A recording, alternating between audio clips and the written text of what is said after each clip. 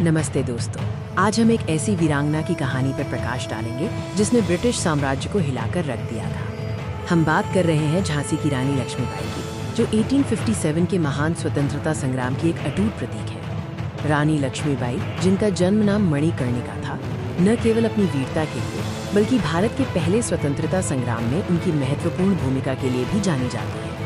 इस वीडियो का उद्देश्य रानी के उस अभूतपूर्व साहस और संघर्ष को उजागर करना है जिसने ब्रिटिश साम्राज्यवाद की जड़ों को हिला दिया था। जानेंगे कि कैसे उन्होंने अंग्रेजों के आतंक का सामना किया। रानी लक्ष्मीबाई के जीवन का प्रारंभिक काल और झांसी के विलय की कहानी से ही उनका संघर्ष शुरू होता है। मणिकर्णिका का बचपन बिठूर में पेशवा बाजीराव द्वितीय के पास बीता। उनका विवाह झांसी के राजा गंगाधर राव नेवालकर से हुआ और वे झांसी की रानी बनी। राजा की मृत्यु के बाद ब्रिटिश गवर्नर जनरल डलहौजी ने डॉक्ट्रिन ऑफ लैप्स का इस्तेमाल करते हुए झांसी को ब्रिटिश साम्राज्य में विलय करने का प्रयास किया, क्योंकि रानी का कोई जैविक उत्तराधिकारी नहीं था। रानी ने ब्रिटिशों के इस अन्यायपूर्ण फैसले को मानने से इनकार कर दिया। यहीं से स्वतंत्रता संग्राम का बिगुल बज उठा।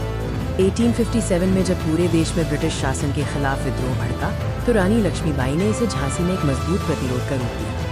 उन्होंने व्यक्तिगत अपमान को राष्ट्रीय अपमान में बदलते हुए अपनी सेना और झांसी की जनता को ब्रिटिशों के खिलाफ लड़ने के लिए एकजुट किया। उनका नारा था, मैं अपनी झांसी नहीं दूंगी। झांसी की घेराबंदी रानी के अदम्य साहस का प्रतीक बनी। रानी ने खुद मोर्चा संभाला और किले की रक्षा में अपनी जान की बाजी लगा दी। मार्च 1858 में सर ह्यू रोज के नेतृत्व में ब्रिटिश सेना ने झांसी पर हमला किया। ये हमला इतना भीषण था कि झांसी के किले की दीवारों पर बारूद की बौछारें होने लगी।